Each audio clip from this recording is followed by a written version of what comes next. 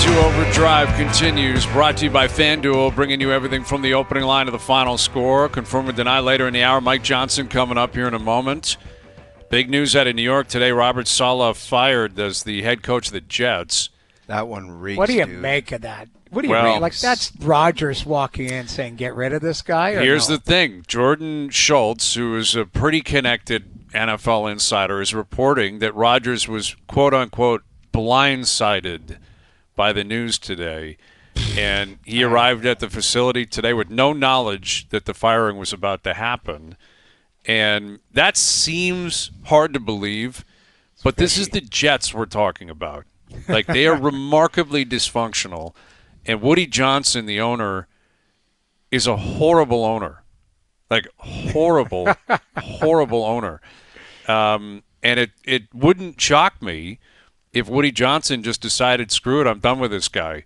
Because if you read the statement, it's a wild thing to make sure it's in the statement, because he's told his staff that this has to be in the statement. He was the U.S. ambassador in the U.K. for the last 4 years or whatever it is. He was assigned, I believe, by Trump to be the U.S. ambassador in the U.K. So he's got a lot of friends over there. I'm sure it was in London. And they go over to London, they lose, it looks ugly. They are reporting, there's some people believing that he was so embarrassed by that loss in London, where he lived for so long and has friends over there, that he was steaming. He said Saleh's got to pay for it. And in the statement, they call him Ambassador Johnson. Like, so now he's going to be considered an ambassador for the rest of his life, where like all of the minions in New York, they have to refer to him as Ambassador Johnson.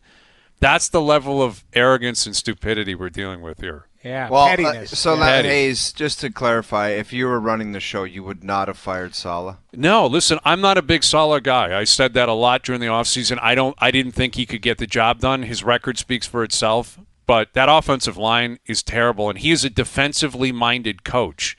That's what he's there to do, and the defense is, for the most part, done what they're supposed to. The issue is the offense. The issue is the offensive line, the schemes, Nathaniel Hackett, the offensive coordinator. That's the problem. Rodgers hasn't looked good. Saleh is not at the top of the list of the issues in New York. But and they're 2-3. If they beat the Bills on Monday night, they're first place in the division. Like, if they were 0-5 in a catastrophe, you could see this coming. I think it was pretty clear-cut. If they didn't make the playoffs and do some damage this year, Saleh was going to be out at the end of the year. But 2-3, 5 weeks in, and you fire a coach, that to me is, I don't know. It just smells of dysfunction. I was waiting for you to chime in, because I feel maybe I'm wrong. Doesn't this have Aaron Rodgers written all over it? You think it's the ayahuasca? I think he might have walked in and said, like, this guy, because Rodgers' body language, you tell me if I'm wrong, because I've just been watching the games. He looks disgusted out there. I don't know what, like the shaking of the head. He's throwing to places. You mentioned yesterday, Hayes, he's been hit how many times? 25 times this year already? The last 2 games he's been hit that much. But like, he's throwing to places, like, he just looks disgusted out there. So he might have walked in after the game to the owner and said, get rid of this. Does the owner go up to Aaron Rodgers? Apparently they talked on the plane ride home, but it was only about Rodgers' passing yards and other things. But I don't know. Does that stuff only happen in the movies where the owner calls in the star quarterback and says, you want me to gas the head coach? I don't know if that stuff happens in real life, man. I'm not sure either. And let's, you know what I mean? Like, to be clear, you're dealing with the 2 largest egos you could ever have on earth. An owner of an NFL team and a superstar quarterback on an NFL team. Like, both of them think the world revolves around them. So I wouldn't be shocked if Woody Johnson felt like, yes, I'm above and beyond Aaron Rodgers. He hasn't done anything for me. I paid him a fortune last year. He played 4 snaps. I was here before he showed up. I'll be here long after he leaves. And the owner doesn't have to explain anything. The owner can do whatever he wants. And that's precisely what's happened here. But I do wonder if that conversation between Rodgers and Johnson, Ambassador Johnson, if Johnson picked up on the P's and Q's, you know what I mean? Right. Like, Rodgers was giving it the old wink, wink, nudge, nudge. But, hey, not me. I'm blindsided. I didn't know it was coming. Who's the savior then? Who's coming in? Is it Johnson? No, it's Woody Johnson.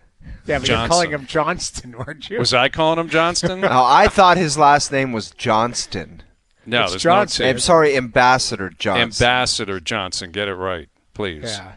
Well, I just think, I don't know, unless there's, like, who's coming in? Who's the savior that's coming in to save the Jets? Well, it's the defensive coordinator's going to take over, and, by all accounts, he's he's a revered guy in the room. They like him. He seems to know what he's doing. But, again, if they beat the Bills at home, they're atop the division. Yeah. The Pats are terrible. I think the Dolphins are done without Tua. I don't know, man. Yeah. Hayes, you know what the deal is? It was like Rodgers is healthy. It was supposed to be like they were supposed to be this like unbelievable team that the only missing piece was a quarterback. It just proves to not be the case. That's like right. That's right. Because of Ambassador Johnson and the rest of the team, and the way that they generally operate. All right, here's Mike Johnson, our TSN Ambassador Hockey Johnson, yeah. Ambassador Johnson joining us here on the Maple Toyota Hotline. What's happening, Johnny? No T, no E in my name either. Or maybe they still need a quarterback and they don't have one. Like maybe it's Rodgers. Like he hasn't been particularly great in his early run here. Still kind of. But it's almost like. Weeks. And even listening to Luke Wilson, it's not like Luke Wilson does not describe what. Everybody's got this guy on a pedestal where it's like there's no way it can all be completely him. But as the season goes on and he keeps throwing picks like that and looks like garbage and hobbling around after certain plays, it'll all be on him, and he'll be a menace in that city, man. Well, and there is that, and like I don't know what a dressing room is like or a locker room in football, but Rodgers skipped mandatory mini camp, and he sort of had the way, like he basically runs the team. Right, he wants Lazard in there. He gets Lazard. Like he's going to want Devontae Adams. Like I wonder how that starts to resonate throughout the room, especially if you don't play well. It's one thing you want to call the shot and rule the roost. Well, if you're throwing dimes left and right, guys sort of put up with it. Like, well, that's what you get when you're a Hall of Fame guy, one of the best ever. You start throwing picks everywhere. You're like, there would be some pushback against that in any sports locker room because you're putting yourself higher than players usually get, and you're not performing up to that standard. Guys are going to be like, all right, mind your own business before you mind everybody else's. That's a great point. Yeah. Like, there's a good chance in that room they're looking at Rodgers saying, I know who you used to be, but Right. Who are you now? Like, what do you bring into the table here, man? And that's when it's going to get ugly, and it really could. And I think the safe money is it on this imploding because it's the Jets. Dude, I told you yesterday, it's a volcano about to erupt. Yes, and I can't wait for it. It's going to be phenomenal. The division might keep them under wraps long enough because the division's not very good. No, it's not. Given the way it's all sort of. What about the comment, Hayes, where Rodgers came out and said all the garbage, BS that was happening around here that has nothing to do with winning, we're getting rid of it. His play hasn't been anything worth, right? People are probably like, what's this guy all about, man? That's what we're saying, man. Yeah, but he's got to lead by example. And he's out on, and again, I got plenty of time for individualism. Like, you can be your own person. You don't have to be like everyone else. You can think your own things, whatever. But he's sort of put himself out on an island as a team leader. And as a quarterback, it's probably even more important in football where you are sort of connected to everyone else. So, yeah, you wonder. Now, they go and beat Buffalo next Monday night, and all of a sudden they're in first in the division, and he throws 3 touchdowns. Like, okay, it was the coach's problem. We're off to the races. So it could slip pretty quickly. Yes, it really can. But the other thing is, we're also saying, like, if they go, you don't think Buffalo's pissed. I would argue that the Bills are going to, they might lay a beating on the Jets, too. I like Buffalo, too, man. They've lost 2 in a row. You're right about that. How did Josh Allen get back in the game? He was knocked out. He was like all unconscious. Yeah. Mm-hmm. He missed like a play. Yeah, that was crazy.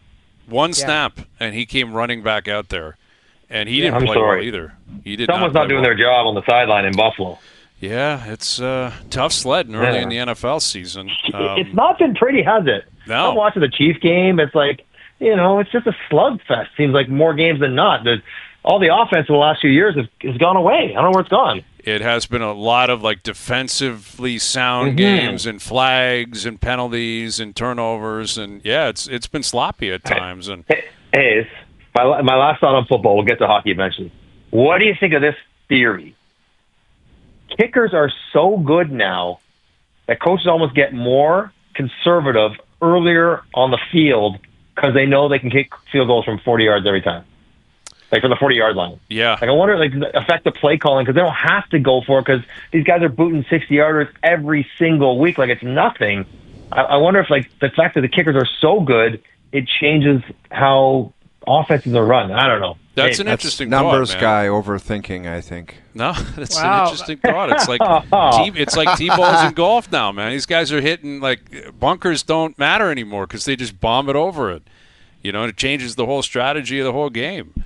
Might be something to that. I like the way you're thinking, Johnny. Let's have someone dive into those thoughts and really flush that out. Put AB on it. Yeah, put you on it. Exactly. You're not busy enough. You come on, you fire that up. The NHL season's starting, but I need you to have a homework project here. Oh, yeah. That's all I need is more work. Perfect. Exactly. Do you expect it to be sloppy early in the NHL season? Like, I guess use the Maple Leafs as an example, starting back-to-back tomorrow night, Jersey on Thursday. What would you expect to see out of them? You'll see great energy, and there's probably not going to be the cleanest bit of execution. You know, there'll be some choppy moments because they haven't played that many moments together. The stakes are going to be higher. The opposition's going to be so much better. So as far as, you know, moving the puck around and every pass being on the tape and everyone hitting their routes in the right timing, you probably will see a little bit of lack of cohesion to start the season. And the other part, like, I'm sorry to say, when I watch early season hockey, I don't think the guys are 100. Like, obviously the guys are in shape. I'm not saying that for a second. They are as in shape as they can be. But I still think you get into game shape largely from playing games. And these guys hadn't played many games. And I find that players look tired at times the first kind of 10 days of the season as they're getting their legs under them. So there's that to watch as well. And Jersey is playing their first game since being back from Europe, so there's a jet lag, but they've also been off since Saturday, so they'll be 5 days rested, where the Leafs are going back-to-back. We'll see what happens with our game on Thursday when they get going. Johnny, you mentioned teams being crisp and the habits and being in shape, all of that type early on. You know, you take a look at this Leafs group, you know, the lines are laid out as they are right now. Do you think a guy like Berube will stick with or try and stick with even the bottom six, maybe the first couple games? Or, you know, he has the luxury now, you know, a guy like McMahon on the outside looking in. Do you think he makes a quick change if he doesn't like what he sees opening night? I think he does. I mean, geez, how long did they give Nylander a run at center? Like a game and a half of preseason. So if he sees something he doesn't like, whether it's whatever's going on the second line, what the wingers is, what Nick Robertson, what Pacioretty, you have McMahon out there. I don't know what the status of Yarncroke is, but whenever he's healthy, he's going to want to get forced in the lineup. If Connor Timmins doesn't play well, I bet Liljegren will play right away. Like, yes, I expect him. Part of, I think, what the Leafs were looking for, Noodles, was a more competitive environment where there were viable options to play every single night. And I think by signing Pacioretty and Lawrence, if you think that they are both capable, and the Leafs clearly do, well, now you have two extra bodies up front when Yarncroke is healthy that think they should be in the lineup. And on defense, Liljegren certainly think he should be in the lineup. So, yeah, I don't think he'll wait for a long time if he doesn't see stuff he likes. I think he will make changes pretty immediately. Johnny, how do you think, you touched on Nylander in the center experiment, and now it's John Tavares. How do you think Tavares will be assessed and critiqued, understanding that everybody knows what he brings to the table? Like, when are they going to get to a point where they look at it and say, maybe he's not good enough to be a 2C in the league right now, but they're so familiar with him, they pretty much know where they're going to get to as far as an assessment, don't they? I would imagine, like, it was last year when he went a really long time without scoring 5-on-5, and I think that's where the assessment will lie with him. He will be good on the power play, right, O? Like, he's going to pick up points, he's going to pick up goals, he's got amazing hands, he made almost a Hall of Fame career out of having great hands around the front of the net. That's still there. The question is, can he, with his line, control play, right? So they're not in their own end the whole time, not getting scored on frequently. So, and can they create offense? Because that's what he's going to be out there to do, and that's how he'll be judged. Not where he has to score at a elite level pace at 5-on-5, but he's got to outscore the opposition and create offense at 5-on-5, and I think that's where his evaluation will come from. with Mike Johnson, our TSN Hockey analyst. So you guys on the preview show last night were running out all these different, predictions, and I saw Craig's board. He had the Oilers winning the Stanley Cup. I'm seeing predictions all scattered throughout, Twitter and Instagram and TikTok. Everyone's got the Oilers. Everyone's got the Oilers winning. Is that where your head is at? Are they getting too much love? Is this too much of a formality that they're just going to run it back and this time get it done? Yeah, well, I don't know. Hockey is not like, let's say, basketball, where you can feel pretty confident in a prediction getting very deep in the playoffs. Maybe not winning, but you're going to get to the Final Four if you pick one of the best teams in basketball. I think the Oilers I picked them to win. They have a great chance to do so. If they lost in the second round, would it be a monumental upset? It'd be very disappointing, but probably not. I think we are all putting a lot of stock in the group learning from last year, growing. I think we all recognize that there's cap space to fill the need on second-line defense, and no teams are perfect, but theirs is pretty theirs is really good if everyone stays healthy. So, yeah, I pick them to win. But I could make the case that the Rangers, the Stars, the Devils, the Avs, if everyone comes back healthy, they're like 5, 6, 7. The Panthers could all go. Tampa, whoever you want to say, the Leafs could have a good chance as well. But I picked Edmonton, and almost the point where talk about not reading your press clippings. If they're watching these shows, everybody and their brother is picking the Oilers to win the Stanley Cup this year, which would almost worry me if I was a fan of that team. Right. Yeah, and you have to pick somebody. So it's it's not like you can just take the field or name 3 or 4 teams, and it's totally reasonable to take the Oilers.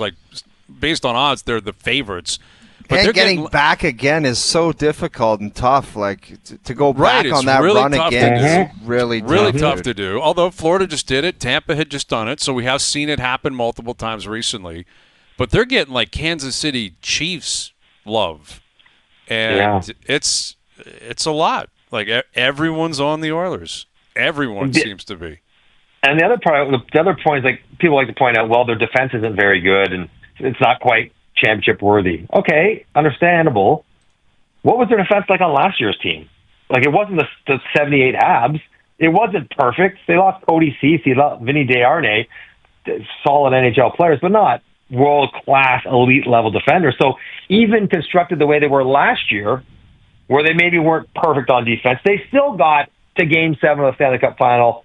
And if they get any better, if they can go out and get a top 4 defenseman similar to the way they got Ekholm a few years ago, then with what McDavid and Draisaitl could do in the playoffs, it's hard to pick against them. Because those two guys, say what you want, and we live it in Toronto, where the offense just dries right up and the games are super low scoring. That doesn't happen for Edmonton. They can score in the playoffs because those guys are that great. Johnny, you mentioned Colorado. I don't know, Landeskog, it's kind of gone under the radar. Him having that press conference where we all thought he was going to retire, and he announces he's coming back and he's going to be back this year. I feel if Colorado is going to be, at that next level, he's a big part of it. You keep hearing out of Colorado how important he was when they won that cup, as far as leadership in the room, challenging the guys, all of that type of stuff. That's, he's a missing piece. But I look at Colorado. They've lost some players, but if they can add him, that's like adding a monster player that he might not be the same player, but I think what he brings to the table is what we talk about is the intangibles, that leadership. I could see Colorado being, a really big force if they can get a healthy Landeskog at some point this season. For sure. And even if it's 85% of his physical well-being, but 100% of his heart and soul, that's going to be a big boost. And say what you want, if Nichushkin apparently was just out today, I was reading, looks like he'll be back practicing in November, and Lehkonen, who's also hurt, they have 3 high-end players playing for them right now. You put that in there with Rantanen and McKinnon and Drouin and Middlestad, and you're that all of a sudden gets to be a really dangerous-looking team. The question becomes for them, Noodles, is their goaltender, right? Right. He wasn't great last year. He won a ton of games because they score a lot of goals. But when it gets right down to it, do you trust their goalie in Georgiev as much as you would trust whoever they're going to be playing? That might be the one thing that holds them back. But you're right. Landeskog, I hope he gets to come back. I mean, he's been gone for 2 years, basically with his knee issues.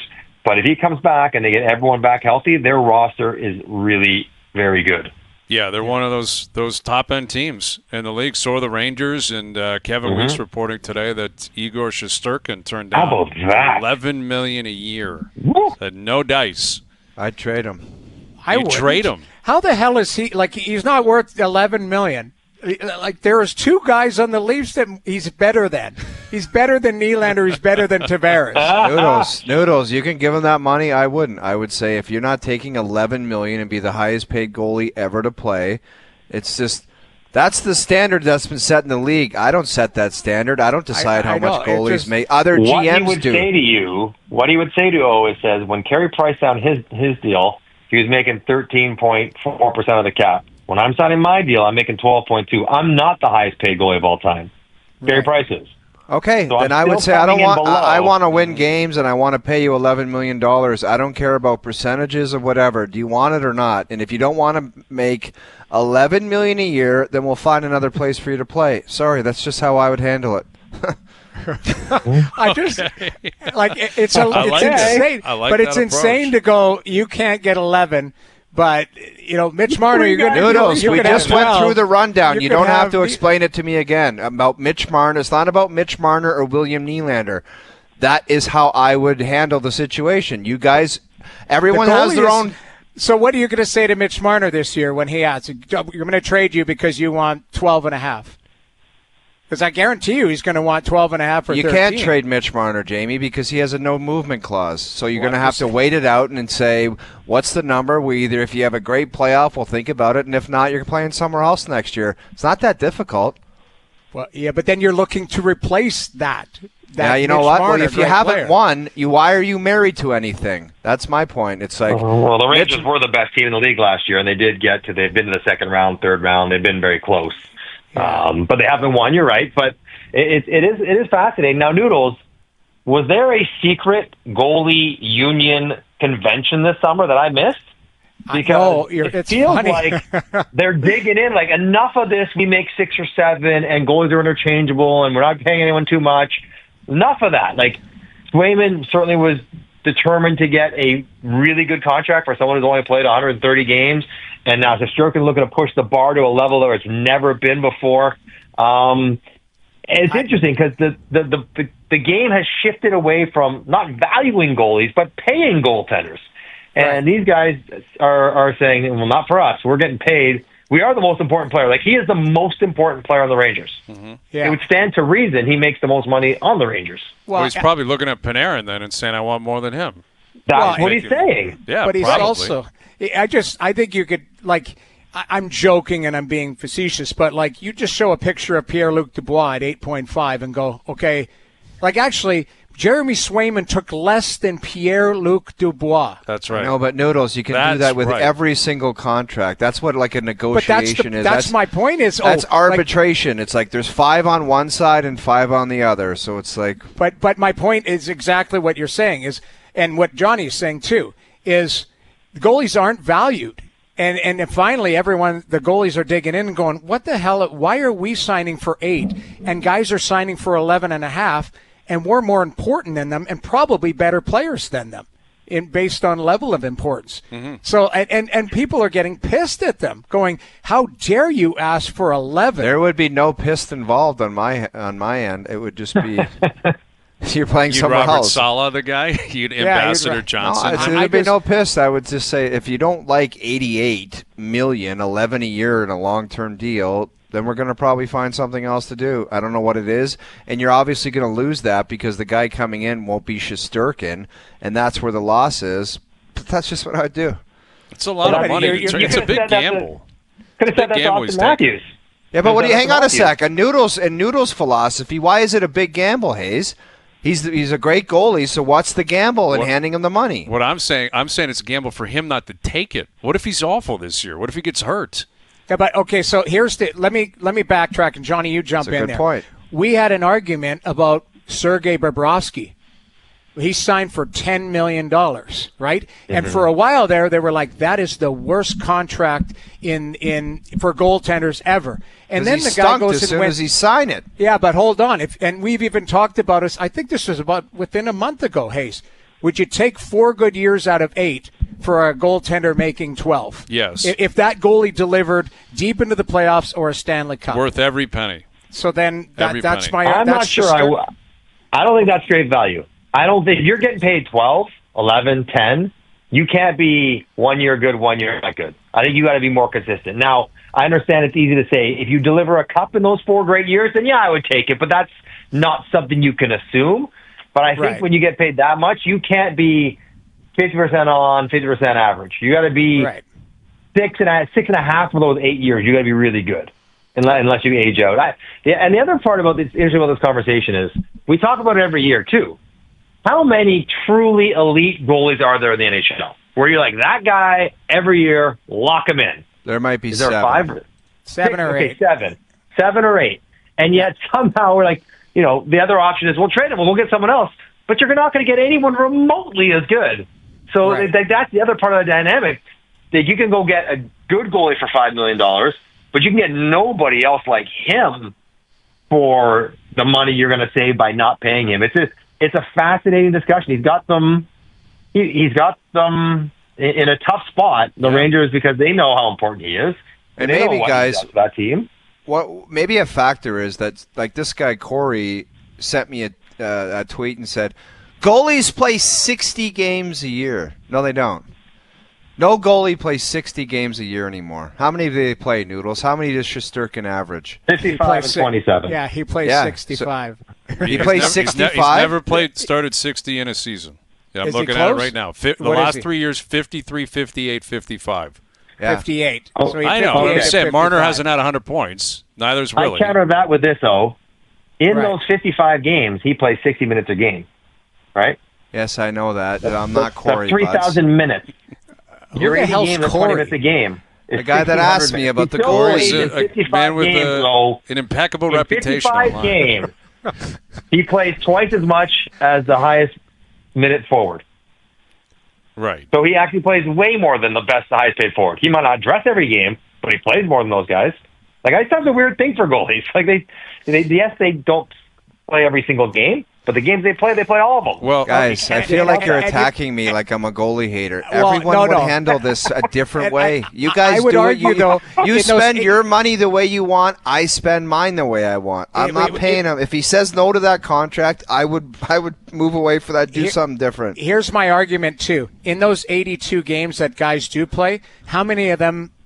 20 of those games, guys are useless in the game anyways and don't produce and play 16 minutes and do nothing. They're -3 and they float around and do nothing. So here's the other. Is to get 82 games at 18 minutes, or you get 55, a guy who plays 60, and he's just as valuable. Okay, how many other Tell teams Corey in the league?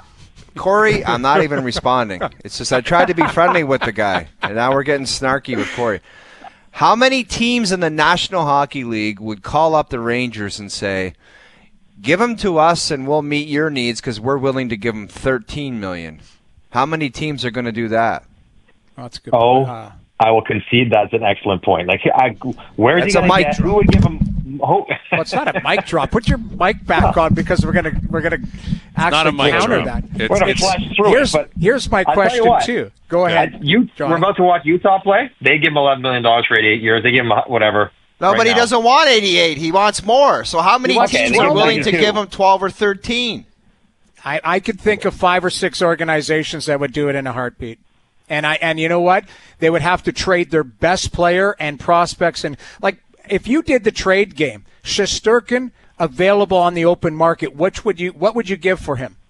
What would you give to? What would the Toronto Maple Leafs have to give for Shesterkin to the Rangers? It's not Robertson and a second rounder like Joe from the Bridge would say. Mm-hmm. It would be a top play. Exactly. Anybody but Austin Matthews. Literally. Like, that's what it would be. The Oilers would have to, it would be probably Draisaitl and McDavid off the table. Might be Draisaitl, but might be something else like that. Like that's might be Zach Draisaitl, but it might be Bouchard in a first-round pick or something. That Shesterkin would probably be your second best player on your team on a lot of these Stanley Cup contending teams. Yes, he would be. But the elephant in the room is also marketing matters. And I know this sucks for goalies to hear. They don't sell tickets the way other players do.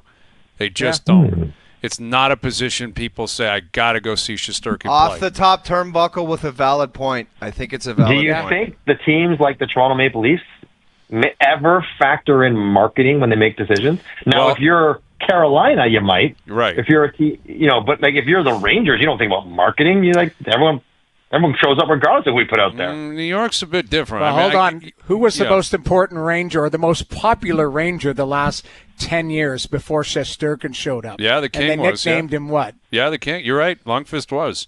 You're right, and he was a big part of it. And maybe I'm generalizing, and maybe New York's different. I think Montreal's different because I think smart hockey markets get it and understand how big goalies are. But I think Utah, I don't know.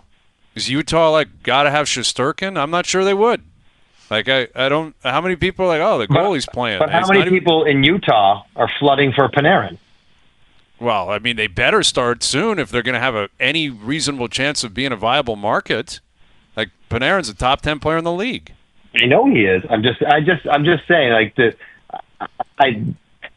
people I think largely in non-traditional markets will want to follow winning teams, and whoever's the biggest reason why the team's winning, they're gonna like that guy. Yeah, right. If that's the goalie, if that's the forward, if that's whoever, if that's the coach, whatever, that's the people. That's the person that they will rally behind because they just want to win. And he undoubtedly helps you do that. More so than many other guys in the league. Yeah. If he's playing 55 games for you, you're probably winning 35 of them, or whatever it is. And you're immediately in a position to make the playoffs. I think this was a lot of great points. A lot of great points. Hayes, thank you. Everyone's Corey. What was that guy's name? Corey McDonald. Corey. Shout out to Corey. Ambassador Johnson. Johnny. Everyone came out ready to play. Everybody, some great points here. Everybody getting in on this. Love it. I love it. All right, Johnny. We'll leave it there, buddy. We'll do it again later in the week. All right, Vince Dunn scored the first goal in North America, if anyone cares. I just saw it, yeah. All right, Vince Dunn on the board. I just saw it. Why do you need to watch St. Louis Kraken? Seattle. It's on the your TV home opener? right there. Your season opener in Seattle is at 1:30 p.m. on a Tuesday of a work day, not a holiday. Honestly, I'm going to watch that game with Kara Waglin and Lindsay Hamilton on SportsCenter tomorrow morning. That's why I'm watching that game. That's right. For 8 seconds as they go over it and go, hey, Seattle won 3-2. I'm with you, buddy. All right, Johnny. Thank you. There's boys. Talk to you later. Mike Johnson joining us here on the Maple Toyota Hotline. All right. Confirm or deny continued. Darren Pang coming up. More on what happened down in New York today with Robert Saleh being fired and Hayes and Bro chugging towards Week 6 and feeling possibly better than ever. Overdrive continues. TSN 1050 and on TSN 4. I can neither confirm or deny that this is in fact a segment. Austin trades Andrew Raycroft to Toronto in exchange for the rights to Tuukka Rask. It's been my honor and a privilege to serve as the general manager of the Toronto Maple Leafs Hockey Club. It's time for Confirm or Deny. Do you regret giving all those gentlemen the no trades or no movement clauses? Well, I can neither confirm or deny that. I can't confirm or deny. There we go. Okay, we're playing. We love the intro. We got to play it twice in an hour. It's a great intro, but anyway, confirm or deny. That was a misstep from JP to play the intro again. We got to get rocking here. We got a lot on our plate this afternoon. Continuation of confirm or deny, though. Hockey's back. The NFL's in full swing. Baseball playoffs when you just keep rocking with confirm or denies. So let's keep rolling here. Confirm or deny, Alex Ovechkin will pass Wayne Gretzky's scoring record this season. Deny. I don't think he gets 43 goals this year. If he gets high 20s, low 30s, it's a great season, and then it's going to be the next year, which might be better for the anticipation. I don't know. Then they can build up all of next year. If he needs 15, 20 goals, it can all be based around that. I think it would be pretty cool. As you said, Hayes, in my new favorite line, marketing is a factor. Marketing is a factor. It is a big factor. Corey would even agree with that. Yeah. All right. As much as I'd like to see it, I'm going to deny it too. I just think something with a 4 in it's a little rich for where he's at right now. Right. Now, that being said, he had a dreadful start. Dreadful. Like, what was it? He had 8. How many goals did he have? It was like 5 or something the first 30 games. Yeah. It was awful. Nothing. We were talking about, like, he was on pace, I think, for like 12 to 15 goals all season long. And Jamie, he wasn't scoring the one-timer on the power play, where everybody always said, this guy gets an automatic 20 just taking clappers on the top of that dot. He could do that to start the year, which might change things. I'm denying it, but it may be part of the back of me, in the back of my head, is like, I'd love to see him at least have some meaningful, like where it's like, he's at 32 with 20 games left or something. Right. Something crazy. But I'm denying it. I don't think he gets the 40. I'll deny it too, but this guy, he's been a goal-scoring machine from the second he walked in. He had 50 goals his rookie season. Like, doubting him when it comes to goal scoring is difficult. Yes. But Father Time is undefeated, and I don't think it's a great team. Pierre-Luc Dubois is there now. Right, he's going to start with Dylan Strome. Mangiapane. Nice, they did make some. They got moves some guys there. Chikrin's there on the back end. If Wilson can stay healthy, that could help. Pierre-Luc Dubois is there now? I can't wait to watch that cat this year. I can't wait. Me neither. And that is a confession I have to make. I had my fantasy pool last night. You took him? My last pick, I took Pierre-Luc Dubois. Wow, after everything I've said about the guy. I have been maybe his harshest critic. What the hell? And I'm on board with this guy. It was like the last pick. It was like pick 200 and something or whatever. I'm like, well, how do I not take this guy? What if he snaps out of it? He's got enough talent to score 30 goals and 65 points. I might drop him in a week just out of pure disgust with the way things play out. I might do that. He might surprise you, Brian. He might, think that's but I doubt pick. it. I'm not holding my breath, but I had to do it, and I had to tell you guys Pierre-Luc Dubois is on my fantasy team. So there you go. There you go. But I'm denying this too. I think 42 is a bit too much, but I'm with you. If it gets to a point where it's like he needs 10 with 20 to go, it almost feels like he would do that. Right. If you could fast forward to that, it's like this guy will find a way. They'll play him 30 minutes a night, and he'll find a way to tuck home the amount of goals that he needs. Confirm or deny, Connor Bedard will finish top 10 in goals scored this season. Connor Bedard? Yes, Connor Bedard. Top 10. Top 10 in goals. I don't see it. I'm sorry. I'm going to deny it. Okay. Top 10 in goals puts him at what number? You got to tell me that. 43. Yeah, 44. Yeah. Something like that. Sorry, I'm confirming it. I think he can score 43 goals. Okay. I thought he was going to score 40 last year, so I'd be a moron to say that he couldn't get 43 in year 2. He's got to get healthy. Hopefully he's got some more solid pieces around him, better power play, better everything. I'm going to go yes, confirm to 43. Thought you were about to say yes, God, something else that we don't say. We're not allowed to say. I That's think we're a show now and an enterprise. We're allowed to plug it, the show. Exactly. That's right? why I was saying we're allowed to say it now. I believe. No, you're not. We are Once you're back on the station. I'm only saying it's a show at noon every day. Yeah, and it's a show at noon. Leafs guy we're allowed to say, but we're not allowed to say yes. What's the name of the show? Is it Leafs Guy or Yes Guy? Leafs Guy. Yes Guy. Leafs Guy. No, it's not Yes Guy. Don't say that. Now you got me saying it, and we're not allowed to say it. We are allowed to say it. Yes. Hey, don't play that. We're not allowed to play that. Dude. We are not allowed to play it. Stop playing. We are. Now that he's back on the station, it's fair game. That's how I feel. Okay, because you go ahead. Good luck. Sleep with one eye open. You go I'll ahead. be sleeping if he's standing outside my window. Imagine Daddy just whispering "no guy" in your ear while you sleep. That would be tough. What was the question? All right, Bedard top 10. Let me give you the answer. Okay, last year the 10th highest goal scorer in the league was Kucherov with 44 goals.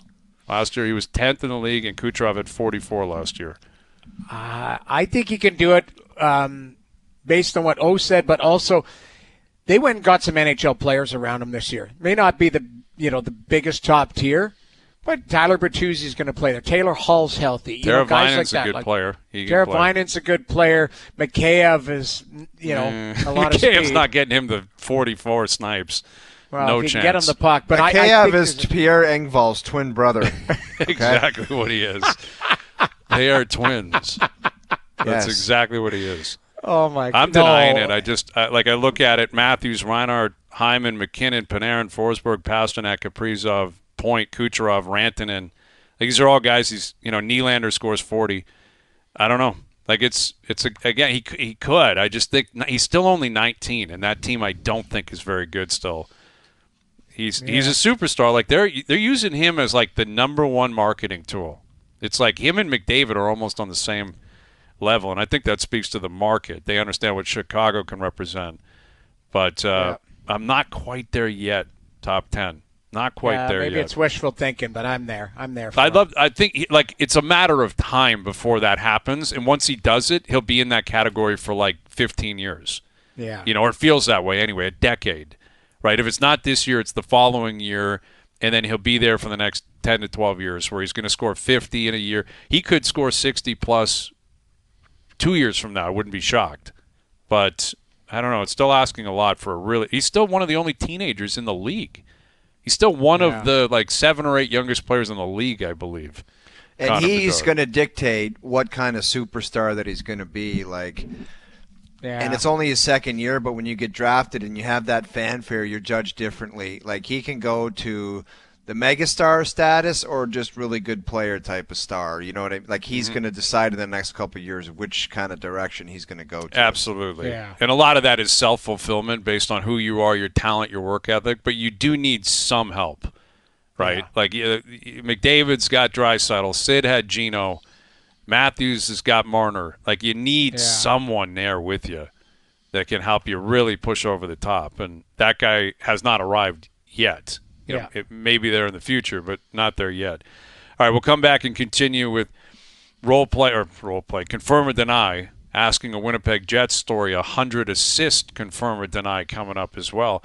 Darren Pang will join us, and more into what happened with Robert Saleh and the Jets earlier today, and a couple of games in the NLDS. We'll look ahead to those tonight.